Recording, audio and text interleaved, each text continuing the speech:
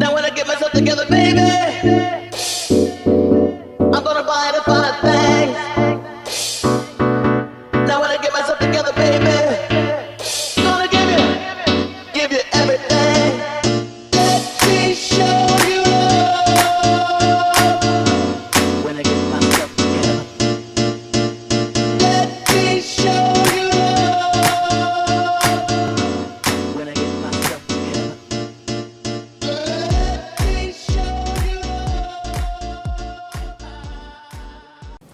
Welcome to Épi Dat.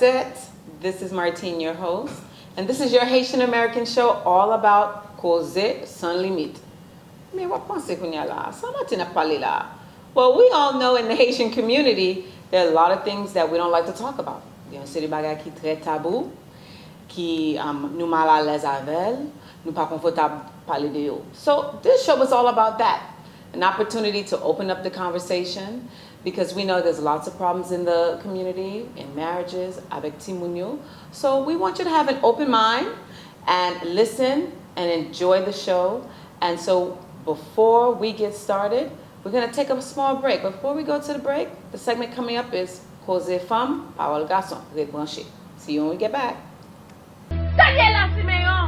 M fini chéri. Quand on go crise en dedans moi, besoin faire crise la sortie. M'konn do ça. M'konn do ça, Simeon. I can't take it anymore. Sexless is by far the #1 marriage complaint searched on Google. Experts define a marriage as sexless if the couple is getting it on less than 10 times a year. The top infidelity website, Ashley Madison, tells us 58% of men and 40% of women say the main reason they cheat is due to a lack of sex in their primary relationship. Welcome back to Épi Dat. And again, I'm your host, Martine. And before the break, I told you that we were starting a new segment, and it's called Kozé Fanm Pawòl Gason. So for today's show, we're talking about sexless marriage. Samdila, sexless marriage. Qui veut dire qui ça? If you're not having sex in your marriage, if you're not having more sex than 10 times a year, you're in a sexless marriage. That means so we're going to talk about that today. I have a special guest in the studio with me, which is SOS. SOS has a show every Monday on Omani Radio. And I thought he would have a lot to say about this topic. And so Steph, welcome to Épi Dat. How are you? I'm good, and you? Great. So what's it do sexless marriage? Au connaît normalement la radio a show dans cette question politique. So ça veut dire que le parler de sexless marriage, c'est obligé d'approcher dans sens politique. But so qui normal, ça veut dire que même pas pour nous qui have fait sex or have sex less than 10 years, unless that you got medical problem. No, it's if you're having sex less than 10 times a year, that means you're not having sex every month. Mind you, now this is husband and wife we're talking about, right? You're not having sex less than 10 times a year, then you're not having sex. But go back and get back, imagine, c'est que, par exemple, à moins que monsieur ait un problème médical, ou bien, parce que le plus souvent, c'est que attraction, sexuality, tout bagage ça rentre based on the connection between the men and women. So, if we look at it, c'est que si que sexe n'a moins de 10 fois par année, ça c'est un problème purement physique. I know we right off now. Let's really talk about this and get into the nitty-gritty of things. So, that causes you not to have sex. Sometimes, as you mentioned, erectile dysfunction, so things aren't happening. Get good push up. And yeah, but everybody's not about that. Everybody doesn't want to take the pill. So bien ça. Nous connaissons très busy qu'on y a là, ils ont fait des children, n'a occupé petit monde, pas gain temps, gain stress travail, gain stress, finances. So this is 15 to 20% of marriages. We're not talking about 2%. According to Newsweek, 15 to 20% of marriages is having sex less than 10 times a year.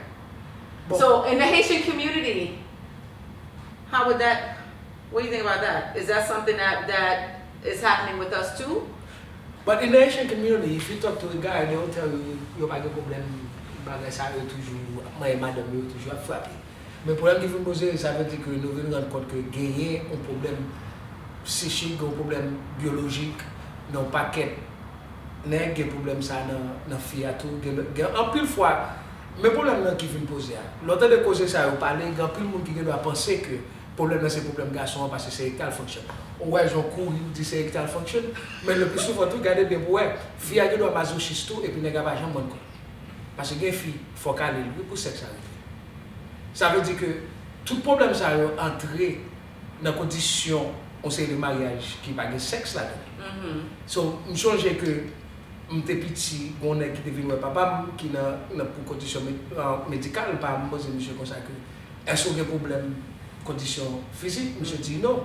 Bon monsieur tout ça pas remarquer c'est que depuis que quand madame ni c'est que depuis le fond de moyen fille à l'école pas me dire mais son dame masochiste ou là. So tout problème ça qui vient poser son bagage qui it is very common into the Haitian community because there are a lot of conversations we're not having when it comes to the sexual activities or sex is something that we shy away from as if that it's a sin. Right, or it's dirty, or you can't be sexual, you can't be sensual because it's seen as though it's dirty. And I don't think there's anything wrong with being sexual and sensual, especially as a woman. It's part of being a woman. You don't know what it's like to be a woman, but it's part of being a woman. I don't think there's anything that we should be ashamed of to express ourselves sexually. But the bottom line is something's happening that's causing sex not to happen in the marriages. That could cause divorce. We know that causes cheating, right? Parce que in a minute you guys are that's a whole nother topic, but that's what happens. But quand les gens pourraient dire que ça que courir que va pour l'autre. C'est ça nous fait. But mesdames qu'on a pour l'autre nèg tout. So pour la qui vient poser c'est que nous que doit arriver. It happens more with men. Non, parce que contrairement c'est que parce que m'entend les jodi on prend petit son jodi depuis madame dit non, nous mettre nous sous nous mettre dehors, you gonna go find it somewhere else. Mais pour l'autre bagage tout ça que garçon pas de problème avec des chefs de voix. Mais mon problème qui vient poser. Qui décide de ça. C'est pas yo. Laissez-moi expliquer mon bagage bien. C'est que nos sociétés qui unidirection. Ça veut dire que depuis qu'on problème de mariage qui rentre avec sexe, il y a tendance à blâmer garçon. Et le plus souvent il pas ça il est vrai. Parce que le problème qui vient poser c'est que fille a un problème pas tout. Parce que le problème qui vient poser que il y a une bagaille que si nous regardons bien, ça veut dire que Newsweek mentionnait que pourcentage 21%, 30% of sexless marriage. Mais quand on va venir poser, la dernière étude que moi-même regarde et suivre, c'est que over 50% of women cheat, more than men. I wonder why. Okay, so pour me poser, c'est que I wonder why. So why are they cheating? Because they're not getting sex either in the marriage? So they're going out there to get it just like the men, apparently. Okay, so we want an equal society. Côté que garçon avec fille ont même égalité sexuelle. Ça pas jamais arrivé dans la communauté haïtienne parce que nous pas comme ça. Mais pour la nous pas comme ça. Depuis femmes dans les mêmes sortes de pour we already know they have this name, they have that name. It's not allowed. It's not acceptable. Is it a Haitian thing though? Isn't it that is the way the word is? Is that I'm a guy. Suddenly, the amount of women that I sleep with present to me myself as a macho guy, and then as a man is in power, and all of those things. Society encourage my sexual activity outside of marriage. You know what? But society never forgive a woman sexual endeavor. But like, it's a different topic, but we're talking about actually sexless. But the thing is, sexless marriage, there's a number of things. Kids play a good role in that. Ça veut dire que Timoun, mon appelé bonheur, Timoun yo entre 0 mois à 4 ans, le plus souvent, tu montes sur la bonne vient coucher, tu prend plus de place. That's true. Ça, c'est That's true. But before we get into that, you mentioned in terms of society and what they think. Well, I want to get some feedback from what people think out there before we get into children and how the things affect the sex in the marriage. So we're going to take a brief pause and we're going to go to a clip right now and let's see what people have to say about not having sex in the marriage. We'll be right back. According to ABC News, 20 million couples in America have sex less than 10 times a year. To some people, that sounds like a lot. Yeah, well, that's what do you think? Well, you know, it's funny. It's like you don't start out that way, you know. But you work towards sexlessness. You work towards it. You have to work towards it. It takes a lot of effort to get there. I mean, Helen Fisher, the anthropologist who came on the show, she has a whole book about this and how nature provides for you to have great sex in the beginning because you want to have babies. Okay, how long do you think that the real sex, you know, hot sex lasts in the relationship? With your husband or with someone else? Doesn't matter. Let's say they're talking about marriage, and they're talking about how long do you think? No, I mean, how long do you think? I don't know. I mean, I 2 was years, married. It maybe came and 3? went. Okay. Usually, Sometimes some seasons. Came again, then it went again. You remember they had we had that couple on here that said that, you know, they committed to doing it every day for a year. It turned out that, you know, it's a commitment that you have to it make. also depends. It gives all kinds of reasons. You know, you have to be. It's what sex therapists tell. You have to be more romantic. You have dinner by candlelight. You massage each other. You have to not wear fleece to bed. You know, special time. Maybe feet in the pajamas. That's okay if you're married 5 years, 7 years. When you're married 17, 18 years, it's different. I know women who were very upset that Viagra came about. It's true. Why? Because they don't have the need for it, and now the men do it. Because they had the affection, they thought, and now the guys want to do it. I think it also depends on how many years. But Viagra doesn't create the desire. It only creates the extension of the amount of time. What about just general intimacy, though? I think that's something that's different. also something that probably is more lasting. But like when you're married, because it's hard for me to visualize. I was 6 years in, but when you're married 17, 18, 20 years, what is interfering with having that intimate relation of sex? Life. But life happens when you're it's different. It's also, you know, the older you get, priorities start moving around, things start shifting. Your kids grow up and they go, you know, and they're doing other stuff. Out of the house. But if you have, that's the tire too. But if you've been raising kids and doing your mom and dad thing and doing all this, by the time they go, this is why it's so important for people to know more about each other early on, because when the house is empty and it's just you and them, it's just like, damn. So nous tendez ça yo dit là. So pensez même. So Steph, what do you think? Laissez-moi expliquer comment bagage. Ça m'a dit là parce que nous avons tendance blâmer garçon. Pour bagage qui gagne dans le mariage, le plus souvent I'm just gonna talk in general. And then it's son bagage qui existait dans mariage boudoir ko. Fia go bagage qui vous poser depuis le marié ou pas comme côté jouer moumou. Et puis son moment où on a calé moumou. So what you're saying that we're not sexy anymore once we get married?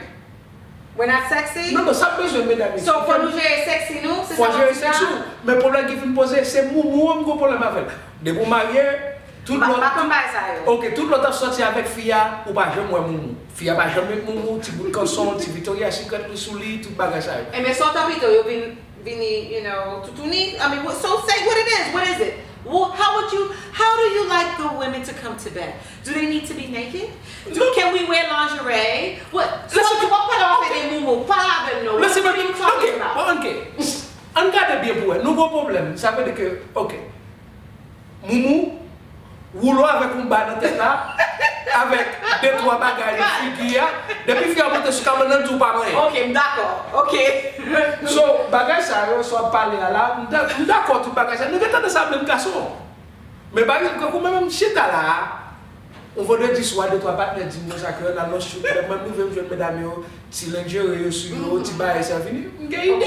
Ok, d'accord ça. Pour nous sortir dans le studio là et puis la montrer, nous avons envie, you know, elle passe tirage là, je vais dans le studio là, battre café, elle a privé.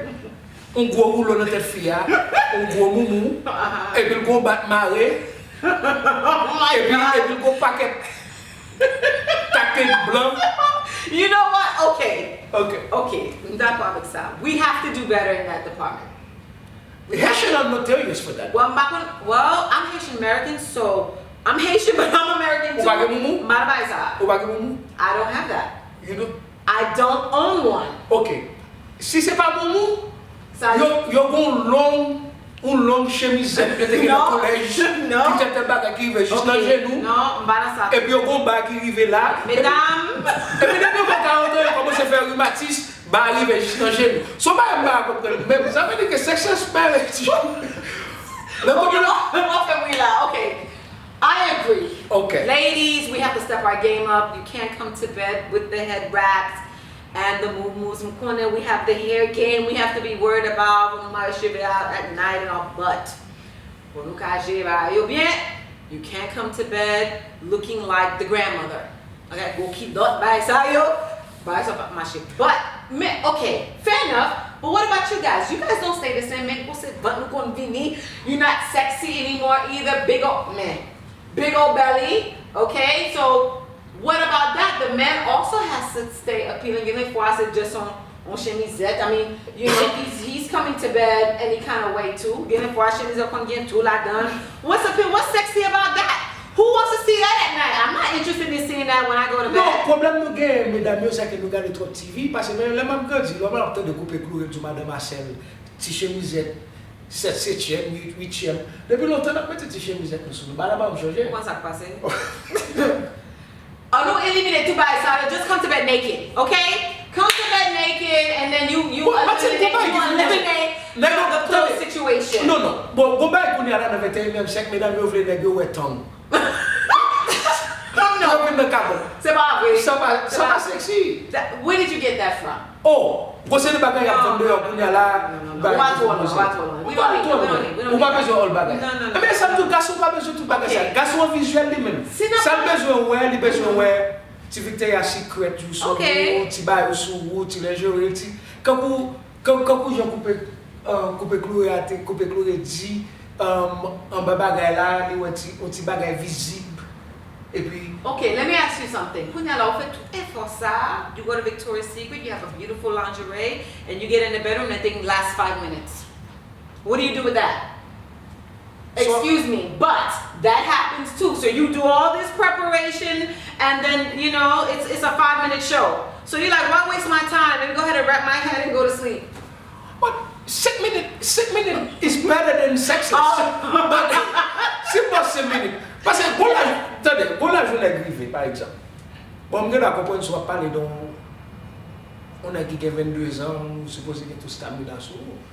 But le plus souvent on a parlé de mariage. On va parler de l'épée tout, non? On ne peut pas parler de l'épée, mais quand on arrive à une graine pour toute bagaille, ça veut dire que si vous sentez quelques problèmes avec ma ou qu'abord 1 minute man, quand vous avez le système de DI, 1 minute man, il y a un petit pile bleu, un petit pile, il y a un petit graine de bagaille. D'accord? Ok, but combat qui va vous poser, c'est que oui, t'as pas macho. Aïssa va pas graine. Non, il y a la graine parce que Aïssa comment te dire me saute déranger fille ça.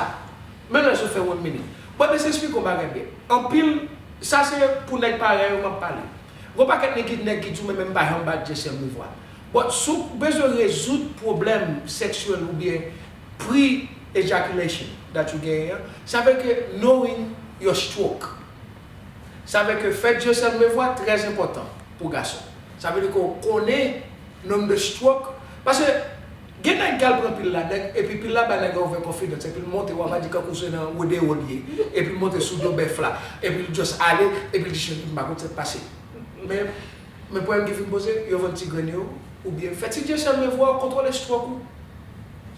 Et pour comprendre qui vient me poser, tout ça veut dire que. Hopefully that's one solution. That's one solution. But si on regarde Sexless Marriage, toujours, le plus souvent, j'en parle, c'est que il y a un peu d'autres problèmes qui présentent.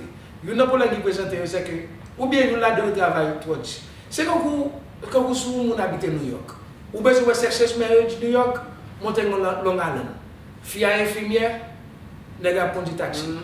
Il travaille 3h pour 11h pour cette fille, qui travaille conduit taxi 24/24. Ce problème qui vient me poser, Renègre a fait mal, Dofi a fait mal. So they need a different occupation, or you have to make it a priority. You have to make it a priority. So gérer sex in the marriage, you have to make it a priority. I don't care what kind of job you have, whether you have you're a taxi driver, whether you work at night as a nurse. This is your marriage, okay? So pas qu'à faire des oh non do what you need to do. Pour la question posée, il y a un problème d'eau. So pour la question posée, what physical? Mais non, you know what? It goes beyond that. Okay, why not we joking? We are joking around, but seriously, we have to realize that this is a serious issue.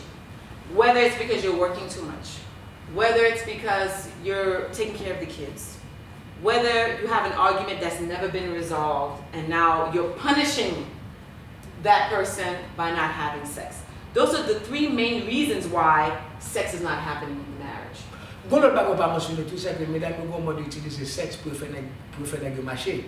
So ça c'est une bagaille parce que de pas nature. Bon, laisse expliquer une bagaille bien. Si que nous une baguette, c'est que in game be spontaneous about it. Si vous n'avez pas là pendant dans la cour ou qu'on dirait 5 minutes, ou bien on bagaille pendant pas faire là, do something. Parce que pour me vient poser, même pour me vient poser, c'est que à part de moumou, de tête maria, de rouleau, il y a nego comme d'ailleurs dans l'âge tout, yo commence moxis. Ça veut dire que nego cherche cette noyau il veut juste dans genou et puis même tout par contre côté garçon haïtien même je m'en parle de moumou tout. C'est des garçons haïtiens qui nous c'est des garçons méchants tout. Garçon même longueur avec chaussette. Avec ça, n'a pas un petit pause, grille branché. Hi. Meet Anita.